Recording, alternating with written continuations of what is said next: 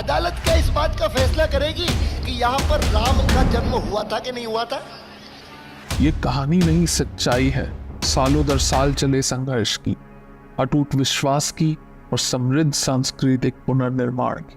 भगवान श्री राम के पुत्र कुश ने अयोध्या में श्री राम जी के कई मंदिर बनवाए। केवल अयोध्या में ही सीताराम के 3000 मंदिर थे। 5वीं शताब्दी ईसा पूर्व इनमें से कई मंदिरों की स्थिति खराब होने लगी और इसी समय के अंतराल में उज्जैन के राजा विक्रमादित्य अयोध्या आए और उन्होंने इनमें से कई मंदिरों को ठीक करवाया और फिर आने वाले कई सौ सालों तक मंदिर यूं ही बने गए। साल 1526 में बाबर और इब्राहिम लोदी के बीच युद्ध होता है। 1528 तक बाबर की सेना अयोध्या पहुंच जाती है और माना जाता है कि बाबर के कहने पर उनके सेनापति मीर बाकी ने राम मंदिर को तुड़वाकर उसकी जगह पर एक मस्जिद बनवा दिया, जिसको बाबरी मस्जिद के नाम से जाना जाने लगा। इतना होने के बाद 150 साल तक सब वैसा ही बना रहा। ये वही दौरान है जब भारत पर मुगल शासन की जड़ें बहुत सशक्त और गहरी थी।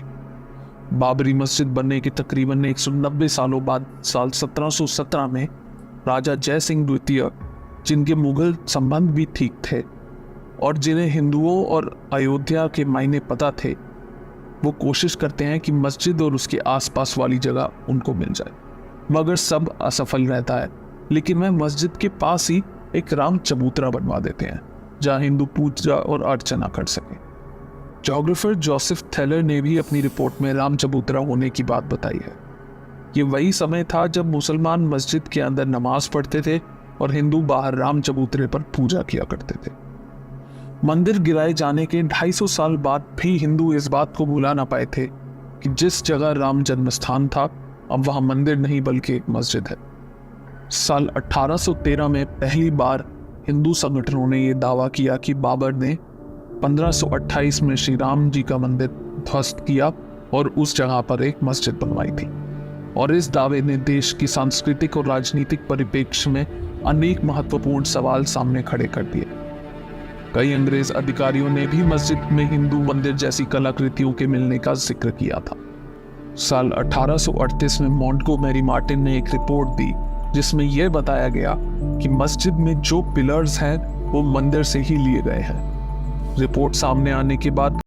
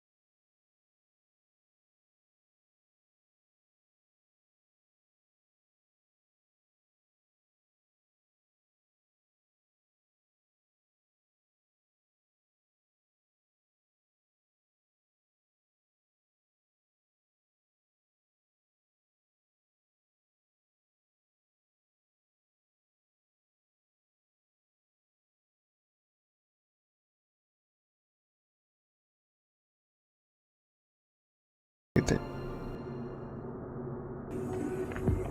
At the stroke of the midnight hour, when the world sleeps, India will awake to life and freedom. 1947 में देश की आज़ादी के बाद मस्जिद का समय सीमित खुलता था और राम चबूतरे पर भगवान श्री राम की मूर्ति स्थापित थी जहां लोग पूजा किया करते थे। लेकिन देश आज़ाद होने के बाद भी राम मंदिर के बनाए जाने की उम्मीद का माहौल नहीं था। फिर 1949 में कुछ ऐसी घटनाएं हुई जिन्होंने लोगों को हैरान कर दिया। 23 दिसंबर 1949 को सुबह विवादित ढांचे के अंदर से घंटियों की आवाज आने लगती है। जिससे पता चलता है कि वहां श्री राम जी की पूजा हो रही है। हिंदू पक्ष दावा करता है कि रात को अचानक मंदिर में प्रभु श्री राम की मूर्ति प्रकट हो गई, जबकि मुसलमान पक्ष कहता है कि मूर्ति को रात के अंधेरे में जबरन रखा गया। इस घटना के बाद दोनों पक्ष के लोग वहां जुट जाते हैं और मामला प्रधानमंत्री जवाहरलाल नेहरू के पास पहुंच जाता है। वहां के मजिस्ट्रेट के नायर को आदेश दिया जाता है कि मूर्ति को वहां से हटाया जाए, जिस पर उन्होंने हाथ खड़े कर दिए और कहा कि भीड़ इतनी है कि मूर्ति हटाई गई तो स्थिति बेकाबू हो सकती है। 27 दिसंबर को के नायर के पास दोबारा वही आदेश आता है, जिसके जवाब में वे इस्तीफा दे देते हैं। इस्तीफे के साथ वो सरकार को ये सलाह भी देते हैं कि मूर्ति को हटाने की बजाय वहां एक जालीनुमा गेट लगा दिया जाए। जवाहरलाल नेहरू को यह सलाह पसंद आती है और वो ऐसा ही करने को कहते हैं। साथ ही साथ वे के नायर का इस्तीफा भी मंजूर नहीं करते। 1950 में हिंदू महासभा के वकील गोपाल विशारद फैजाबाद जिला अदालत में एक अर्जी दाखिल कर रामलला की मूर्ति की पूजा का अधिकार मांगते हैं और इसके बाद आगे आने वाले 35 सालों तक हिंदू पक्ष और सुन्नी वक्फ बोर्ड उस जगह को अपने हवाले करने का अदालत में दावा करते रहते हैं, मगर कुछ बदलाव नहीं होता। 1976 में पहली बार साइट को एक्सकवेट किया जाता है, जिस पर आगे चलकर के मोहम्मद ने यह भी बताया है। तो ये मस्जिद है, उस मस्जिद का जो पिलर्स जितने भी है वो सब जन्म मंदिर का पिलर्स थे। तो 11th and 12th सेंचुरी का जो मंदिर का जो पिलर्स थे उसी को मस्जिद में रीयूज किया। मस्जिद जिन 12 पिलर पर बनी हुई थी वो मंदिर के ही अवशेष हैं और साल 1980 में बीजेपी के सामने आने के बाद राम मंदिर आंदोलन को लेकर चीजें बहुत हद तक बदलने लगती हैं। सचमुच में सुप्रीम कोर्ट ने हमें अधिकार दिया है कि हम कार सेवा करें, और जिसने मन में संकल्प किया हुआ है कि 30 अक्टूबर को वहां पर पहुंच करके कार सेवा करेंगे और मंदिर वहीं बनाएंगे। संघ, विश्व हिंदू परिषद और बीजेपी सब अपनी ओर से प्रयास करते हैं कि राम मंदिर आंदोलन में तेजी आए। 1984 में दिल्ली के विज्ञान भवन में एक कार्यक्रम में यह तय होता है कि मंदिर के लिए सीतामढ़ी से अयोध्या तक रथ यात्रा निकले, मगर उसी वर्ष श्री इंदिरा गांधी जी की देहांत के बाद यह कार्यक्रम टाल दिया जाता है और साल 1986 में कुछ ऐसा होता है जिससे देश में राम मंदिर के आंदोलन की दिशा ही बदल जाती है। शाहबानो केस की जजमेंट के बाद देश के मुसलमान भड़क जाते हैं और उस समय के प्रधानमंत्री राजीव गांधी मुसलमानों को खुश करने के लिए संसद में एक कानून लाकर सुप्रीम कोर्ट के फैसले को पलट देते हैं और राजीव गांधी के इस निर्णय के बाद हिंदू समुदाय नाराज हो जाता है। अब हिंदुओं को खुश करने के लिए वह बाबरी मस्जिद का ताला खुलवाकर वहां पूजा अर्चना शुरू करवाते हैं। अब इस फैसले से मुसलमान पक्ष फिर नाराज हो जाता है और 6 फरवरी 1986 को मुस्लिम लीडर्स बाबरी मस्जिद एक्शन कमेटी बनवाते हैं।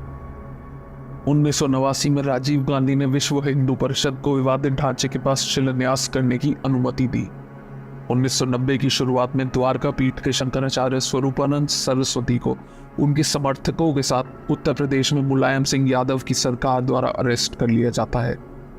25 सितंबर 1990 में लाल कृष्ण आडवाणी सोमनाथ से अयोध्या के लिए 10,000 किलोमीटर की रथ यात्रा प्रारंभ करते हैं, जिसके दौरान ही उनको गिरफ्तार कर लिया जाता है और जिस दिन अयोध्या में यात्रा का समापन होना होता है, बहुत बड़ी संख्या में कार सेवक अयोध्या पहुंचकर विवादित ढांचे पर झंडा फहरा देते हैं। भीड़ को बेकाबू करने की कोशिश में मुलायम सरकार सेवकों पर गोलियां चलवा देती है और कई कार सेवक शहीद हो जाते हैं। तारीख 6 दिसंबर 1992, जिसे शौर्य दिवस के नाम से भी जाना जाता है, लगभग 2 लाख कार सेवक अयोध्या पहुंचते हैं। उस वक्त कल्याण सिंह यूपी के मुख्यमंत्री और पीवी नरसिम्हा राव देश के प्रधानमंत्री थे। कल्याण सिंह ने अदालत को यह भरोसा दिया था कि कार सेवकों द्वारा मस्जिद के ढांचे को कोई नुकसान नहीं होगा। उन्होंने पुलिस को भी आदेश दिया था कि भीड़ पर गोली न चलाए, पर हुआ वही जो निश्चित था। 6 दिसंबर 1992 की दोपहर 1:55 पर पहला गुंबद गिराया जाता है। दोपहर 3:30 बजे करीब दूसरा गुंबद गिराया जाता है और शाम 5 बजे तक तीनों गुंबद गिरा दिए गए और उसी दिन उत्तर प्रदेश में राष्ट्रपति शासन लगा दिया। कल्याण सिंह ने अपने पद से इस्तीफा दे दिया और इसके बाद चले दंगों में तकरीबन 1000 लोगों ने अपनी जान गंवाई। मुंबई में हुए सांप्रदायिक दंगों में भी 900 लोगों ने अपनी जान गंवाई। और न जाने कितने और लोगों ने देश के अलग अलग प्रांतों में राम मंदिर की लड़ाई के लिए अपने प्राणों की आहुति दे दी। इतना सब होने के बाद भी देश की अदालत ने 6-7 साल तक इस पर शांति बनाए रखी। जब 90 के दशक में भाजपा दोबारा केंद्र में आई, तब तमाम हिंदू संगठन राम मंदिर आंदोलन को लेकर फिर से अति सक्रिय हो गए। देश भर के अलग अलग कोनों में चल रहे मामलों को एक जगह लाया गया और वो था इलाहाबाद हाई कोर्ट। 1993 में सरकार ने एक 67.7 एकड़ जमीन के अधिग्रहण करने का अध्यादेश जारी किया। साल 2002 में वापस इलाहाबाद हाई कोर्ट बाबरी मस्जिद विवाद पर सुनवाई शुरू करता है।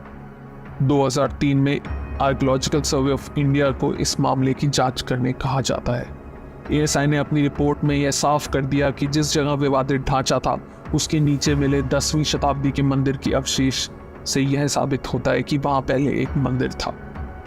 2011 में यह मामला देश के सर्वोच्च न्यायालय सुप्रीम कोर्ट पहुंच जाता है, परंतु वहां भी 7 सालों तक कोई सुनवाई नहीं होती। एक मीडिएशन पैनल बनाकर आपसी रजामंदी से इस मामले को हल करने की कोशिश की जाती है, मगर जब कोई फैसला नहीं निकलता तो सुप्रीम कोर्ट से आदेश दिया जाता है कि मामले से जुड़े सारे दस्तावेजों को अंग्रेजी ट्रांसलेशन में लाया जाए। 6 अगस्त 2019 से 16 अक्टूबर 2019 तक मामले से जुड़े सभी पक्षों की सुनवाई सुप्रीम कोर्ट में पूरी हो जाती है और 9 नवंबर 2019 में सुप्रीम कोर्ट से यह फैसला सुनाया जाता है कि विवादित जमीन राम जन्मभूमि ट्रस्ट को दे दी जाए। उस फैसले में 5 जजों की बेंच सिखों के पहले गुरु नानक देव जी के 1510 में राम मंदिर जाने का जिक्र भी करती है और उसके साथ कंपनसेशन के तौर पे सुन्नी वक्फ बोर्ड को 5 एकड़ जमीन अयोध्या के अंदर दिए जाने का ऐलान करती है। और इसी साथ 5 फरवरी 2020 को ट्रस्ट के गठन होने के बाद राम मंदिर का निर्माण शुरू हो जाता है। यह कहानी थी 500 साल चले संघर्ष की, धार्मिक अस्तित्व की और अटूट विश्वास की। और 22 जनवरी 2024 का दिन प्रतीक है उन बलिदानों का जो शतकों से एक ही स्वप्न देखते थे, जो था भव्य राम मंदिर, श्री राम जी की जन्म